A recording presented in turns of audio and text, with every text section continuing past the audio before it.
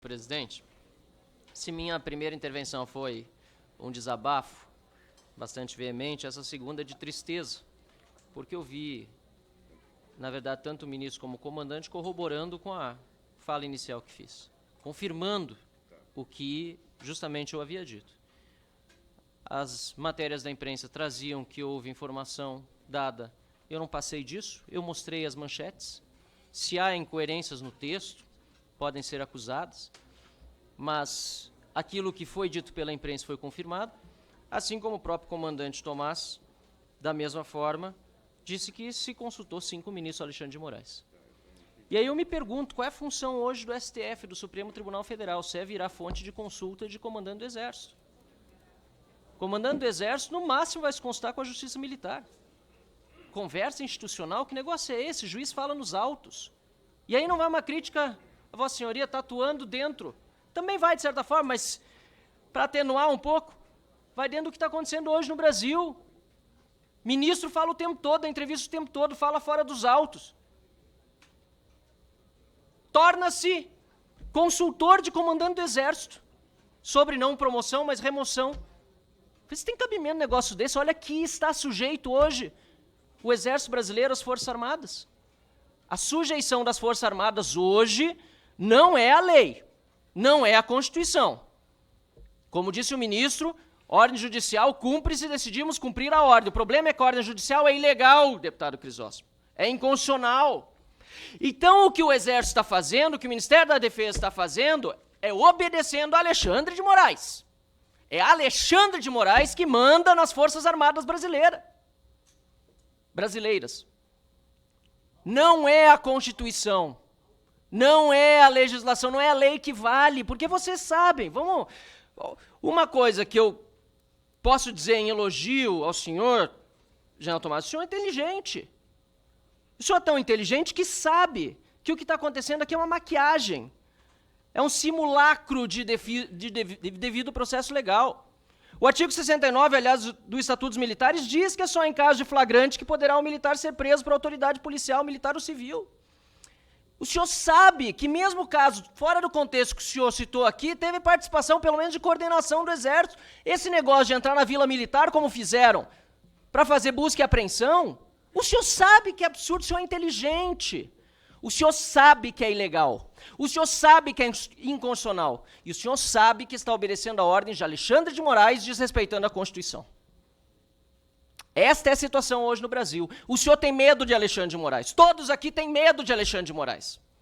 O general Girão, que é general também do Exército, é deputado federal, diz que tem medo de falar porque a censura hoje é regra. E quem impõe é Alexandre de Moraes. Eu sinto muito vê-lo fardado assim e os demais, tendo de ouvir eu dizer um reles deputado federal, eleito pelo meu estado do Rio Grande do Sul, a quem represento, com muita honra os eleitores, 256 mil que votaram em mim, mas só um deputado federal dentro de 513. Mas eu sinto muito por fazê-lo ouvir de que o senhor tem medo de Alexandre de Moraes, mas qual é a outra explicação? O senhor é cúmplice?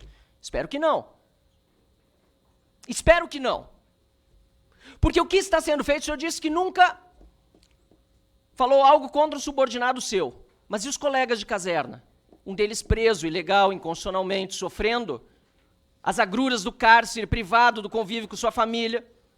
General Heleno, não lhe comove? Os demais generais, almirantes também.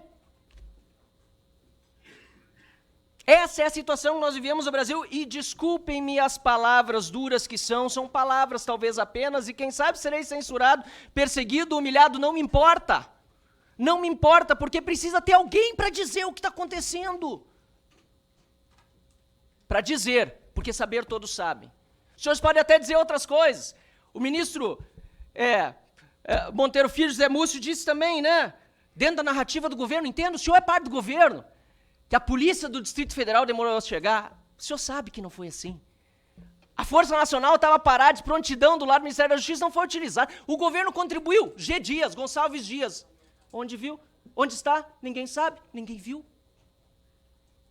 Mas foi a polícia do Distrito Federal que demorou a chegar. Claro, é isso que é para ir para os livros da história. Tomara que no próximo mandato, tomara que se encerre esse com o impeachment do Lula e o senhor seja ministro de novo e possa tratar de outra narrativa, mas uma que seja verdadeira, não essa que o PT está espalhando, não essa do golpe. Eu entendo o seu papel, mas eu sei que o senhor entende o meu também, de oposição. E de buscar deixar bem claro aqui as perguntas que eu fiz e que não foram exatamente respondidas, porque eu perguntei se o Código Penal Militar ainda existe, porque para esses militares, inclusive os da ativa, não está valendo. Eu perguntei sobre a reação às ordens da justiça que eram ilegais. O senhor disse, não, cumpra-se da justiça, mas são ilegais, são inconstitucionais. O Exército, as Forças Armadas, o Ministério da Defesa, nada vai dizer quando uma ordem é ilegal, quando é inconstitucional. Não vai se pronunciar, é isso. Não obstante ilegais, não obstante sendo ordens de um ministro da Suprema Corte, que não é o presidente da República, fazendo o Exército cumpri-las a desagrado da Constituição, o Exército não vai se pronunciar. E se o problema é Senado, por exemplo, tem assessor parlamentar que chega, tem presidente do Senado, tem membro do Senado para lá conversar para fazer isso, o impeachment de um ministro, ou pelo menos a contenção da corte acontecer por meio daquele parlamento, daquele lado de lá. Mas me parece, e até gostaria de saber se existe algo nesse sentido, mas me parece que não há nenhum esforço para que essa ditadura não se consolide no Brasil com apoio obsequioso das nossas Forças Armadas. A terceira pergunta, se o senhor se consulta com o Alexandre de Moraes, o senhor respondeu afirmativamente, não precisa mais responder, e ficou muito claro, infelizmente, que isso acontece. E a quarta é se as Forças Armadas entendem que há uma prevaricação diante dos abusos de autoridade cometidos pelo Alexandre de Moraes. Essa hoje é a situação no nosso país. E o senhor é inteligente, o senhor sabe disso. O senhor pode me responder outras coisas, pode tergiversar, sair por aqui, sair por ali, mas essa é a situação hoje no nosso Brasil. As Forças Armadas são subjugadas, subordinadas, não ao ministro civil, nem ao presidente da República, muito menos. É um senhor chamado Alexandre de Moraes, ditador da República, que já não é bem mais uma República Federativa do Brasil. Obrigado, deputado Marcel. Como nós não temos mais inscritos, encerramos as inscrições, nós temos as respostas e as considerações finais. Então, vou encaminhar. Como nós estamos dando o prazo de 10 minutos para as respostas, e são 3 para as considerações finais, ministro, eu vou encaminhar, então,